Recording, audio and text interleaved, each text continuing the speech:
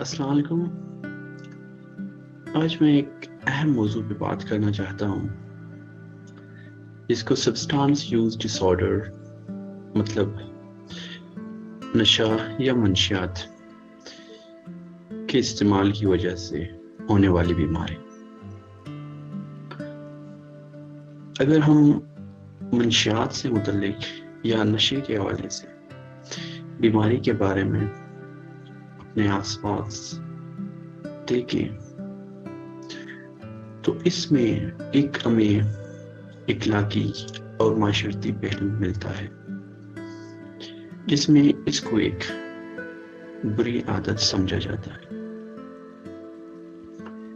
یہ اہم ہوتا ہے ان لوگوں کے لیے، بہت سارے نوجوانوں کے لیے، کہ اس معاشرتی پہلو کی وجہ سے، اس اخلاقی پہلو کی وجہ سے بہت سارے لوگ اس نشے سے دور رہتے ہیں، وہ بچ جاتے ہیں اس چیز سے۔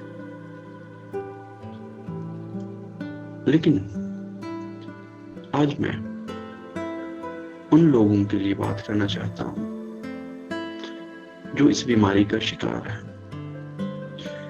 جو نشے کے مرض میں مبتلا ہے۔ اس حوالے سے اگر ہم بات کریں تو سب سے پہلے ایک سوال یہ آتا ہے، آیا جو نشے کا استعمال ایک بیماری کے زمرے میں آتا ہے؟ تو اس کا جواب ہوگا ہاں، نشے کا استعمال بیماری کے زمرے میں آتا ہے۔ تو اگر یہ بیماری ہے تو دوسری سوال اس پہ یہ آتی ہے کہ اس کی علامات کیا ہیں؟ تو جو نشے کی بیماری کی جو علامات ہوتی ہیں، یہ جو نشانیاں ہوتی ہیں، وہ کچھ اس طرح ہوتی ہیں کہ کسی نشے یا چیز کا استعمال کسی لمبے عرصے تک، یا کوئی انسان نشہ و چیز کو کم کرنا چاہ رہا ہے لیکن وہ اس میں کامیاب نہیں ہوتا ہے۔ یہ جو ہیں چیزیں نشے کی بیماری کے علامات ہو سکتی ہیں۔ اس کے علاوہ کچھ اور علامات جن میں وقت کے ساتھ ساتھ نشے کی مقدار کا بڑھ جانا، اور اگر کسی وجہ سے وہ نشہ کم کرے یا ان کو نشہ نہ ملے تو اس وجہ سے کچھ تکالیف کا شروع ہونا، جس میں ذہنی تکالیف بھی ہو سکتی ہیں، جسمانی تکالیف ہو سکتی ہے، یہ بھی نشے کی بیماری کی علامات ہیں۔ اس کے علاوہ نشے کی بیماری کی علامات میں یہ بھی شامل ہے کہ اپنی ذمہ داریوں سے دور جا کے ہر وقت نشہ کے بارے میں سوچنا یا اس کو حاصل کرنے کی کوشش میں مصروف رہنا۔ آخری علامات جو اہم ہوتی ہے وہ یہ ہے کہ لوگوں کو یہ بھی پتہ ہوتا ہے کہ جو نشہ اور اس کے استعمال سے ان کو جسمانی، ذہنی اور سماجی نقصان تو ہے، لیکن اس کے باوجود بھی وہ نشہ استعمال کرتے رہتے ہیں۔ اگر ان علامات میں سے کسی انسان کو 3 علامات کسی مخصوص وقت تک ہوں تو اس کو نشے کی زمرے میں، نشے کی بیماری کے زمرے میں تصور کیا جاتا ہے۔ جیسے میں نے کہا کہ جو نشے کا استعمال ہے اس میں اگر کچھ علامات ہوں تو وہ ایک بیماری کے زمرے میں آتی ہے۔ جس طرح ہر بیماری کا علاج ہوتا ہے، اسی طرح جو نشے کی بیماری ہے اس کا بھی علاج ہوتا ہے۔ علاج کے بارے میں بات کرنے سے پہلے ایک چیز اہم ہوتی ہے، یہ چیز دیکھنا بہت ضروری ہوتا ہے کہ جو نشے کی عادت میں مبتلا انسان، نشے کی بیماری میں مبتلا انسان ذہنی طور پر نشے کے استعمال کے کون سے مراحل پہ ہے، کون سی سیڑھی پہ ہے. جو لوگ نشے کے استعمال کے پہلی سیڑھی پہ ہوتے ہیں یا دوسری سیڑھی پہ ہوتے ہیں، عموماً ان کے علاج میں دقت ہوتی ہے. جس میں پہلی سیڑھی پہ عموماً لوگ جو نشہ استعمال کرتے ہیں، نشے میں کوئی خرابی ان کو نظر نہیں آتی ہے. جو دوسرے سٹیج پہ ہوتے ہیں یا دوسری سیڑھی پہ ہوتے ہیں، ان کو یہ لگتا ہے کہ کچھ ٹائم وہ لگتا ہے ان کو کہ جو نشہ ہے اچھا نہیں ہے، اور کچھ ٹائم وہ ان کو اس میں کوئی خرابی نظر نہیں آتی. تو ایک درمیانی جگہ پہ ہوتے ہیں، ایک اچھا فیصلہ نہیں کر پاتے ہیں. لیکن جو لوگ تیسری سیڑھی پہ ہوتے ہیں یا چوتھی سیڑھی پہ ہوتے ہیں، ان کا علاج قدرے آسان ہوتا ہے. اور تیسری سیڑھی پہ جو ہوتے ہیں عموماً لوگ، وہ اس مقام پہ ہوتے ہیں جو نشہ چھوڑنے کے لیے سوچ رہے ہوتے ہیں، ذہنی طور پر معلومات حاصل کر رہے ہوتے ہیں.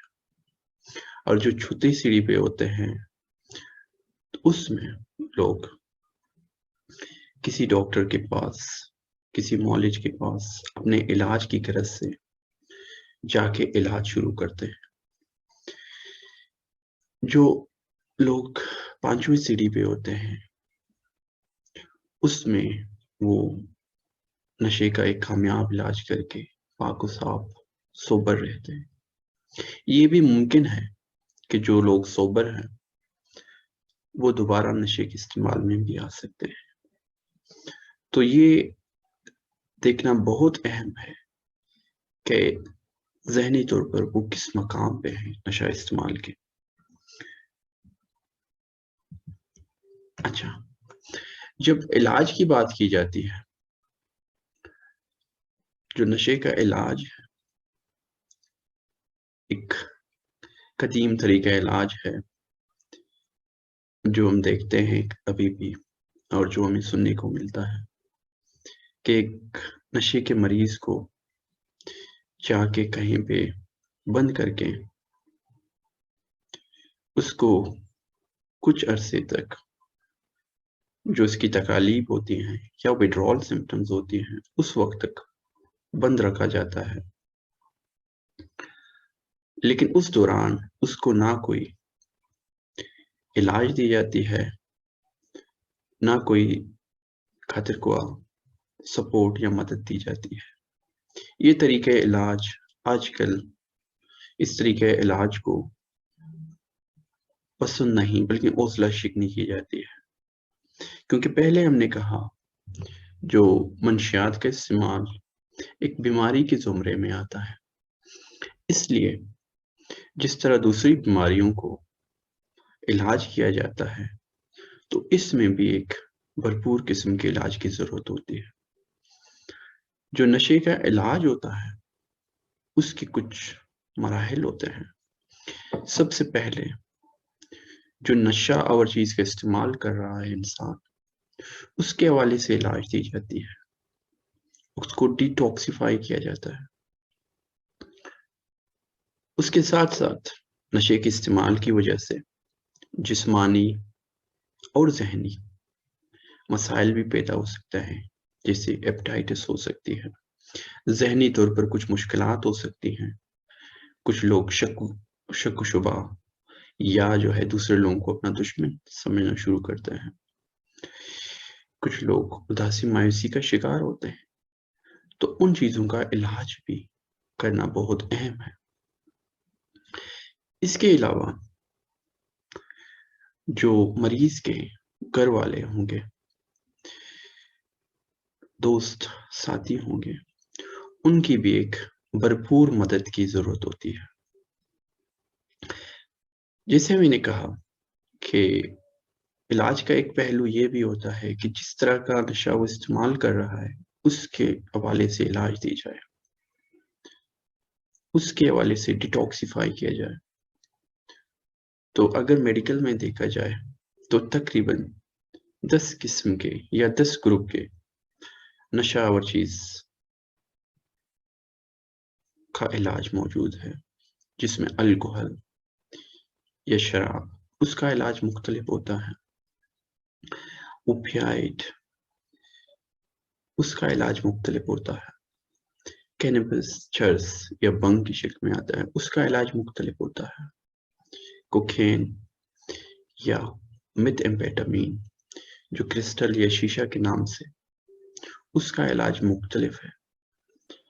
کچھ نشہ آور چیزیں ہوتی ہیں، ان کو ہلوسینوجن کہا جاتا ہے، ان کا علاج مختلف ہوتا ہے۔ نیند کی دوائیاں، سیڈیٹیو یا ہپنوٹک ان کو کہا جاتا ہے، ان کا علاج مختلف ہوتا ہے۔ سگریٹ کے حوالے سے علاج مختلف ہوتا ہے۔ تو مریض کو ایک ڈاکٹر جو ایک سائیکیٹرسٹ ہو سکتا ہے، اس کے علاوہ سائیکولوجسٹ، مریض خود اور اس کے گھر والے ایک ساتھ مل کے ایک زبردست علاج اس مریض کو مہیا کرتے ہیں اور ایک زبردست مدد یا سپورٹ بھی اس کو دیتے ہیں۔ تو اس طرح جو ہے نشے کا علاج اچھے طریقے سے کامیاب ہو سکتا ہے۔ شکریہ۔